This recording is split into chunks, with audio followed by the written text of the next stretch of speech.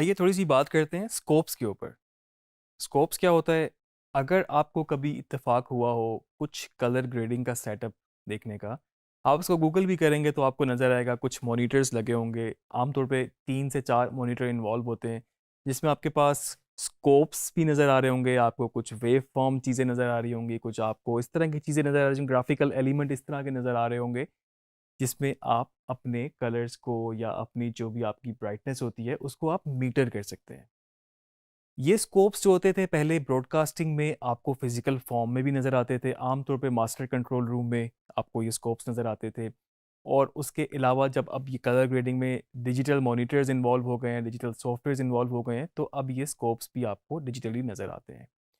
ये स्कोप्स वैसे तो खुद तो ऐसा कुछ काम उस तरह से नहीं करते कि कुछ इस पे चेंज कर रहे हो। आप अपने ही जो इफ़ेक्ट्स हैं, जो अपना आपका लिमिटरी पैनल है या कोई भी इफ़ेक्ट आप यूज़ कर रहे हैं, उसकी वैल्यूज़ को चेंज करने से क्या इम्पैक्ट हो रहा है, तो उसको डिजिटली आपको वहाँ पर वो दिखाते हैं कि कितना इसमें परसेंटेज चेंज हो रही है, या कौन सा कलर कितना है, कौन सी ब्राइटनेस कितनी ज़्यादा है, किस तरह से आप उस पे काम कर सकते हैं। प्रीमियर के अंदर लुमेट्री जो आपका पैनल है कलर ग्रेडिंग का, उसके अंदर बाकायदा ये स्कोप्स मौजूद हैं। इस वक्त हम जो 3 मेजर स्कोप्स हैं उनके बारे में बात करेंगे, जिसमें हमारे पास वेक्टर स्कोप है, जिसमें हमारे पास आरजीबी प्रेड है और हमारे पास वेव फॉर्म मॉनिटर है। आइए इनको देखते हैं। तो लास्ट लेक्चर में आपने देखा था कि हमने इस क्लिप के ऊपर कुछ बेसिक कलर करेक्शन की, कुछ हमने क्रिएटिव लुक इसकी चेंज की, फिर हमने कर्व्स के ऊपर भी थोड़ा सा काम करके देखा और हमने बाकी डिफरेंट चीज़ों को भी एक्सप्लोर किया। जो सेकेंडरी कलर करेक्शन है बेसिकली वो हम आगे नेक्स्ट लेक्चर में हम उसके ऊपर बात करेंगे। अभी हम जो बात करने लगे हैं स्कोप की, बड़ा इम्पॉर्टेंट है और बड़ा इंटरेस्टिंग भी है। देखने में आपको बहुत कॉम्प्लिकेटेड लगता है, लेकिन मैं कोशिश करूँगा कि आपके लिए थोड़ा सिंप्लीफाई कर सकूँ इसको। आप जब कलर ग्रेडिंग के अपने इसमें वर्क स्पेस पे चले जाते हैं तो आपके पास लुमेट्री यहाँ पर ऐड हो जाता है। उसके साथ साथ आपके पास यहाँ पर इफेक्ट कंट्रोल विंडो के साथ लुमेट्री स्कोप्स के नाम से भी एक यहाँ पर टैब मौजूद है। अगर आपके पास ये नहीं आ रहा हो, जिस तरह के अगर ये बंद है यहाँ पर, तो आप यहाँ विंडो में जाके लुमेट्री स्कोप्स पे क्लिक करेंगे तो वो आपके पास यहाँ पर आ जाएगा। आप देख सकते हैं अभी आपके पास एक स्कोप आ रहा है जो कि आपका वेव फॉर्म मॉनिटर है। वेव फॉर्म स्कोप है आपका ये। आप चाहें तो दूसरे स्कोप्स को भी बारी बारी लेकर आ सकते हैं जिन पे आपने काम करना है। और उसके अलावा आप चाहें तो यहाँ पर आपके पास कुछ प्रीसेट्स भी मौजूद हैं कि जो कि आपको 2 चाहिए, 3 चाहिए या फिर आपको मल्टीपल चाहिए तो वो एक साथ आपको दे सकते हैं। इस वक्त हम बारी बारी देखते हैं। हमारे मेन इस वक्त स्कोप्स हैं जिनके ऊपर हमने बात करनी है, वो है वेव फॉर्म, परेड, आरजीबी और वेक्टर स्कोप। सबसे पहले मैं वेक्टर स्कोप की बात करता हूँ और इसके साथ साथ मैं बाकियों को बंद करता हूँ ताकि आपको बेहतर तरीके से नज़र आ सके। तो वेक्टर स्कोप जो है बेसिकली मेरे पास एक ऐसा मॉनिटर है, एक ऐसा स्कोप है जो इस वक्त मुझे सैचुरेशन बता रहा है और मुझे वो उसकी इंटेंसिटी बता रहा है। मिसाल के तौर पे आप देख सकते हैं इस वक्त यहाँ पर ये छोटा छोटा आपको अगर नज़र आ रहा हो तो इसमें ये रेड है, ये ग्रीन है और ये ब्लू है। मतलब आपके पास प्राइमरी कलर्स मौजूद हैं और साथ साथ आपको यहाँ पर येलो, सयान, मैजेंटा के नाम से भी ये आपको नज़र आ रहा है। जहाँ पर मेरा CTI होगा मुझे उस जगह की वो सैचुरेशन और उसकी इंटेंसिटी बताता रहेगा। मैं किसी और क्लिप के ऊपर जाता हूँ, इस वक्त आप देख सकते हैं कि अगर मैं इस क्लिप के ऊपर गया हूँ, आप देख सकते हैं कि इस वक्त इसकी शक्ल बिल्कुल बदलती जा रही है।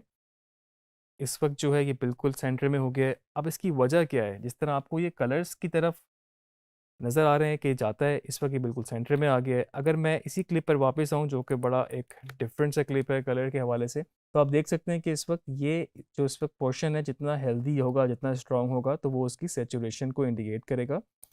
मिसाल के तौर पे मैं बेसिक कलर करेक्शन में जाता हूँ और इसकी सेचुरेशन को 0 कर देता हूँ, तो आप देख सकते हैं कि यहाँ पर ये एरिया बिल्कुल कम हो गया। बल्कि इससे भी बेहतर ये है कि मैं इस इफेक्ट को रीसेट करता हूँ यहाँ से, और आप देख रहे हैं इस वक्त ये जो अमाउंट है सैचुरेशन की इस वक्त ये इस तरफ इंडिकेट कर रही है जो कि ब्लू और सयान के बीच में है। और आप देख सकते हैं इस वक्त ये भी ब्लू और सयान है। तो इस वक्त इस इमेज को देखे बगैर हो सकता है आपका मॉनिटर वो कलर्स ना दिखा रहा हो, आप इस मॉनिटर अपने इस स्कोप को देख के बता सकते हैं कि इसमें सैचुरेशन मौजूद है, इसमें कलर्स हैं एक हेल्दी, और वो ब्लू और सयान की तरफ जा रहे हैं। अगर यही क्लिप आपका येलो की तरफ होता, जो कि मैं इसको फिजिकली यहाँ से करने लगा हूँ, आप देख सकते हैं कि ये इसको मैं येलो की तरफ ले गया हूँ। तो इस वक्त पूरी जो सेचुरेशन आपकी जो इस वक्त स्कोप के अंदर जो ब्लू और सियान की तरफ थी वो इस वक्त रेड और येलो के बीच में हो चुकी है, और आपको ये नज़र भी आ रहा है कि इसमें इंटेंसिटी जो है सेचुरेशन कितनी है। इसकी सेचुरेशन को मज़ीद गेन करते हैं तो आपको पता चलेगा कि वो आपको और स्ट्रॉन्ग नज़र आ रहा है, मतलब कलर्स और बढ़ चुके हैं। और वही सेचुरेशन को अगर हम कम करेंगे, इस वक्त मैंने सेचुरेशन कर दिया 0, कलर यहाँ ब्लैक एंड वाइट है, और ये एरिया जो आपका बिल्कुल एक छोटे से डॉट की शक्ल में बन गया है। इसका मतलब ये है कि इस वक्त यहाँ पर कलर्स मौजूद ही नहीं है। इसकी बड़ी बेहतरीन एग्जांपल मैं आपको यहाँ पर इस तरीके से भी दे सकता हूँ। इसमें आपके पास बार्स एंड टोन्स जो कि कलर बार्स होती हैं आपके पास, इसको मैं यहाँ से ओके करता हूँ और ये प्रोजेक्ट विंडो में आपके आ गई हैं। इसको मैं टाइमलाइन पर लेकर आता हूँ। तो बेसिकली आपने अक्सर इस तरह का ये स्क्रीन देखी होगी। पहले नॉर्मली जब टीवी की ट्रांसमिशन शुरू होती थी तो ये कलर बार चल रहे होते थे, और कभी हम लोगों ने शायद नोटिस ना किया हो, इसका एक बड़ा स्पेसिफिक पर्पस होता था। तो इस वक्त जो कलर बार के अंदर कलर हैं वो एग्जैक्टली वही कलर है, मतलब जो ब्लू है वो फुल ब्लू है, जो येलो है वो फुल येलो है, रेड है फुल रेड है। तो उनमें कोई भी मिक्सचर नहीं है। तो आप देख सकते हैं यहाँ पर आपको जो छोटे छोटे डॉट नज़र आ रहे हैं, ये इस वक्त इंडिकेट कर रहे हैं इस चीज़ को कि इसमें ये कलर्स मौजूद हैं, क्योंकि इसमें ये सारे कलर्स मौजूद हैं। चले मैं इस कलर बार को ही छेड़ के देखता हूँ, जिसको मैं ब्लू की तरफ लेके जा रहा हूँ। तो आप देख सकते हैं कि इस वक्त आपकी सेचुरेशन इस तरफ जा चुकी है, और बाकी कलर्स भी अपनी जगह से हिल चुके हैं। इसका मतलब क्या है कि जो येलो था, टिपिकल एग्जैक्ट येलो, वो अब येलो नहीं है, और वो उसके साथ थोड़ा सा मिक्स होकर वो ग्रीन की तरफ चला गया, और बाकी कलर्स भी अपनी भी जगहों से हिल चुके हैं। सेचुरेशन भी इसकी मैं कम करूंगा तो आप देख रहे हैं कि वो सारे डॉट, वो जो सारे कलर्स थे, वो बिल्कुल ब्लैक एंड वाइट हो चुके हैं। ये आप अपने स्कोप को देख सकते हैं। इसको हम रीसेट करते हैं तो वापस ये कलर्स की तरफ आ गए। इसी तरह से इस तरह की जो हमारी इमेज होती है उसमें तो हमारे पास कम्बिनेशन होता है। तो आप देख सकते हैं कि ब्लू की तरफ, येलो की तरफ वो आपको इंडिकेट करता है। तो आपका जो ये वाला स्कोप है, वेक्टर स्कोप YUV, ये बेसिकली आपको सेचुरेशन की इंटेंसिटी और किस तरफ उसका ज़्यादा रुझान है, किस तरफ ज़्यादा कलर्स हैं, उसको वो बताता है। मैं आपको इसमें जो हमारे पास पीछे कुछ स्टॉक फुटेज है उसमें हम देख सकते हैं जिस तरह के इसमें कलर्स बहुत कम है इस क्लिप में, और ब्लू की तरफ है तो आप देख रहे हैं ब्लू की तरफ है। इसमें आप देख सकते हैं कि ये येलोइश है तो ये रेड और येलो की तरफ है, और हर कलर के उसके हिसाब से वो उसमें मौजूद है। इसकी इंटेंसिटी, अगर इसकी सेचुरेशन हम बंद कर देंगे, इस वक्त हम ब्लैक एंड वाइट कर देंगे, तो इस वक्त ये इतनी हो गई। ये मैं अनडू करूँगा तो ये हो जाएगा। मुझे उम्मीद है आपको ये वेक्टर स्कोप समझ आ गया होगा। अब हम नेक्स्ट स्कोप की तरफ चलते हैं जो कि है वेव फॉर्म, और इस वेव फॉर्म के लिए हम इसको यहाँ से अपना वेक्टर स्कोप को अगर अनचेक करेंगे तो ये बंद हो जाएगा। वेव फॉर्म बेसिकली आपको आपके क्लिप की ब्राइटनेस, कंट्रास्ट, या आप कह लें कि वो लेवल दिखाता है जो शेडोज, मिड टोन्स और हाइलाइट्स होते हैं। ये जो नीचे की तरफ एरियाज हैं ये डार्कर एरियाज को रिप्रेजेंट करते हैं, मतलब शेडोज को। ऊपर जो सेंटर में है वो मिड टोन्स को, और जितना ऊपर जाते जाएंगे आप, वो वाइट की तरफ आपका क्लिप जाता रहेगा। इसका बेहतरीन एग्जांपल आपको इन क्लिप से मिल सकती है। आप देख सकते हैं कि जिस तरह से आपके पास अब ये एरिया इसमें पूरा वाइट था, आप देख रहे हैं कि ये इस वक्त ऊपर वाइट की तरफ है, और बाकी एरियाज जो ये इसमें डिफरेंट कलर्स मिक्स हैं। तो आपको यहाँ पर डिफरेंट कम्बिनेशन के साथ इस तरह का स्कोप नज़र आ रहा है। यहाँ पर मैं आपको एक टिप और दे दूँ, क्योंकि ये वेव फॉर्म बेसिकली आपको रिप्रेजेंट करता है शेडोज, मिड्स और हाइलाइट्स के लिए, या ब्राइटनेस कंट्रास्ट के लिए। तो आप इसको चाहें तो यहाँ से लूमा कर सकते हैं, क्योंकि आप कलर्स के लिए आपके पास सेपरेट स्कोप मौजूद है। आप यहाँ पर चाहें तो कलर्स देखना चाहें देख भी सकते हैं, लेकिन आप इसको अगर लूमा रखेंगे आपके लिए ज़्यादा इजी रहेगा। RGB में आपको ये कलर्स बताएगा, जो कि थोड़ा सा कंफ्यूजिंग हो सकता है। तो हम यहाँ से इसको लूमा रखते हैं। अब आप देख सकते हैं कि आपको यहाँ पर इस तरीके से जहाँ जहाँ पर आपका CTI है उस हिसाब से आपको ये बता रहा है। इसमें मैं आपको ये साथ बता दूं कि 20 से नीचे अगर आप जाएंगे आपकी वैल्यू, तो उस वक्त चांसेस हैं कि आपकी डिटेल ख़त्म हो जाए। इमेज की डिटेल ख़त्म होने का मतलब यह है कि नीचे की तरफ आप आ रहे हैं तो आपके शेडोज़ बढ़ रहे हैं, यानी कि वो एरियाज ब्लैक हो सकते हैं। अगर आप नोट करें यहाँ पर ये बिल्कुल एरिया 0 को टच कर रहा है, और यहाँ पर इसने थोड़ी सी स्ट्रॉन्ग दे दी है, तो ये बिल्कुल ये वाला एरियाज है जो कि इस पर ब्लैक हो चुका है। ये बिल्कुल डार्क एरियाज हैं, और यहाँ पर डिटेल ख़त्म हो चुकी है। और इस तरीके से अगर कोई एरिया ऐसा होगा जिसमें वाइट की तरफ होगा, जिस तरह ये एरिया आपका वाइट है और इसमें डिटेल उड़ चुकी है, इतना वाइट है कि डिटेल उड़ चुकी है, तो आप देख सकते हैं कि इसने यहाँ पर आपको एक लाइन बना दी है और आपको स्ट्रॉन्ग सिग्नल नज़र आ रहे हैं कि अब इसकी डिटेल उड़ना शुरू हो गई है या उड़ चुकी है। तीसरा स्कोप मेरे पास है परेड RGB। वेवफॉर्म को बंद करते हैं तो आप देख सकते हैं कि ये आपको रेड ग्रीन ब्लू इन तीनों का कॉम्बिनेशन बता रहा है कि इसमें कितना रेड है, कितना ग्रीन है, कितना ब्लू है। आप देख सकते हैं इसके साथ भी वही वैल्यूज़ हैं जो कि आपके पास वेवफॉर्म मॉनिटर में थी। तो जौन सा कलर इसमें ज़्यादा होगा वो उसकी स्ट्रेंथ ज़्यादा होगी और जो कम होगा वो आपको कम नज़र आएगा। मिसाल के तौर पे इसमें आपको ब्लू ज़्यादा है और इस तरह से बाकियों में भी आपको, क्योंकि इसमें और कलर्स भी मौजूद हैं, इसमें ग्रीन भी है, इसमें ब्लू भी है, इसमें रेड भी है, लेकिन आपको इस फॉर्म में दिखा रहा है। तो ये मॉनिटर बेसिकली आपको RGB की वैल्यू दिखा रहा है कि उसमें कितना रेड ग्रीन ब्लू मौजूद है। आप देख रहे हैं इसमें कलर्स बहुत कम है, इसमें रेड और येलो ज़्यादा है, मतलब ग्रीन और रेड का कम्बिनेशन ज़्यादा है। तो आप देख रहे हैं कि ज़्यादा हाईलाइटेड हैं और ब्लू जो है इस वक्त इसमें बहुत कम है। मुझे उम्मीद है कि आपको ये स्कोप्स तो समझ आ गए होंगे। अब थोड़ा सा हम इनको वैल्यूज़ को चेंज करके देखते हैं कि इन पे किस तरह से इम्पेक्ट होता है। अगर आप इसको यहाँ से मॉनिटर करें और आपने दो शॉट्स को मैच करना है तो आप थोड़ा सा इन स्कोप्स को देख के कर सकते हैं। मिसाल के तौर पे इसमें ब्लू ज़्यादा है और आपको लगता है कि आपको इसमें ब्लू कम करना है, जहाँ पर आपका CTI होगा वही आपको यहाँ पर वो दिखाएगा। अगर मैं यहाँ से इसमें ब्लू कम करना शुरू करूँ, ब्लू कम करने के लिए मुझे येलो उसका ऑपोजिट कलर बढ़ाना होगा। तो आप देख रहे हैं मैंने येलो यहाँ से बढ़ाया इसके वाइट बैलेंस में से ही, तो इसका ब्लू कम हो गया और रेड बढ़ गया। अब मेरे पास तरीका कोई भी हो सकता है, मैं चाहूँ तो यहाँ से कलर व्हील से कर लूँ। अगर इसका मैं यहाँ पर मिड टोन्स में ब्लू मैंने कम करना है तो मुझे इसके ऑपोजिट जाना पड़ेगा।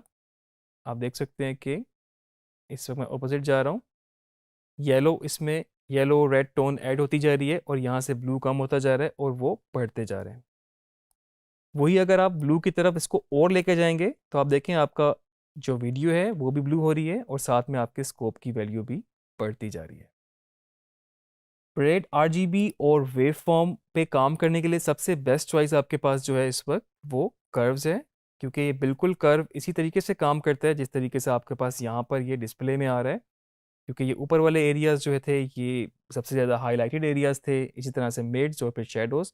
अगर आपको इनके शेडोज़ पे काम करना है तो आप देख सकते हैं कि इस वक्त मैं सिर्फ शेडोज़ को छेड़ रहा हूँ, तो यहाँ से फिजिकली सिर्फ शेडोज़ पे ज़्यादा इम्पैक्ट हो रहा है। अब देखें मैंने शेडोज़ को गिरा दिया बिल्कुल, इस वक्त कलर्स बिल्कुल जा चुके हैं और आपके मॉनिटर में भी कलर जा चुके हैं।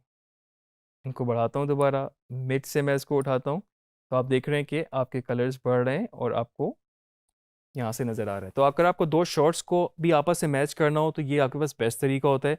थोड़ी सी इन वैल्यूज़ पे नज़र रखने के साथ साथ आपको अपनी आँख को भी उस तरफ देखना है, जो आपका कंटेंट है वो किस तरफ जा रहा है, जो आपका विजुअल है वो किस तरफ जा रहा है। तो आपको थोड़ा सा मैकेनिकली और थोड़ा सा एस्थेटिकली ज़रा अपने आप को ट्यून करना पड़ेगा कलर ग्रेडिंग के लिए।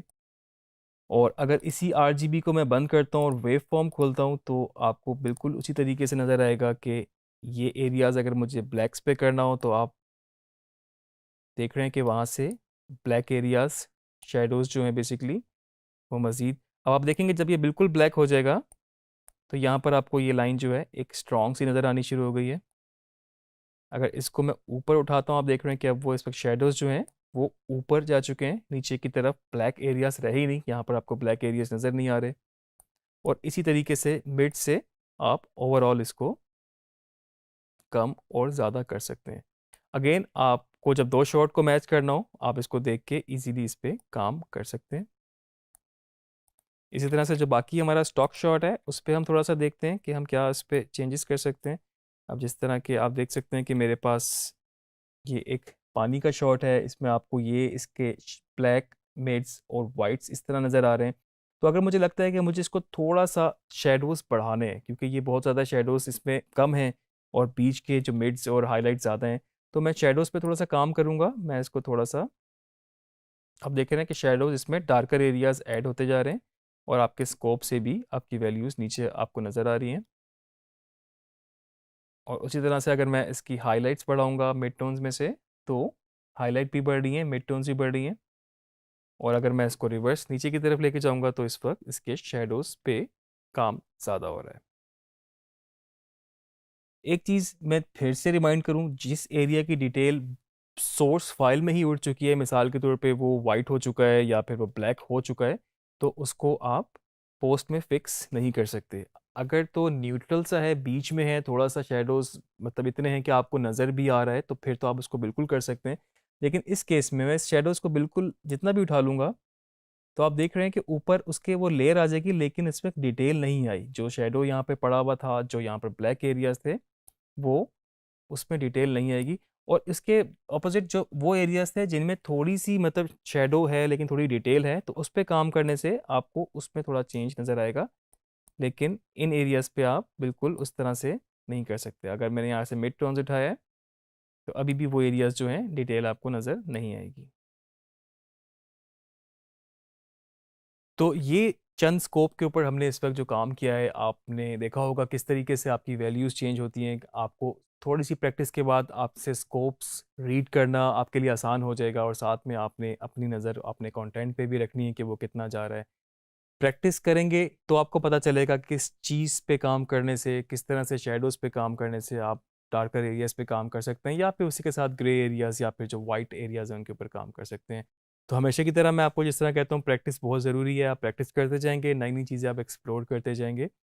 इसी के साथ-साथ इस लेक्चर को हम एंड करते हैं और नेक्स्ट लेक्चर में हम बात करेंगे सेकेंडरी कलर करेक्शन की। वो भी बहुत इंटरेस्टिंग टॉपिक है। आप फर्दर इसकी प्रैक्टिस करें और नेक्स्ट लेक्चर में इंशाल्लाह फिर मिलते हैं।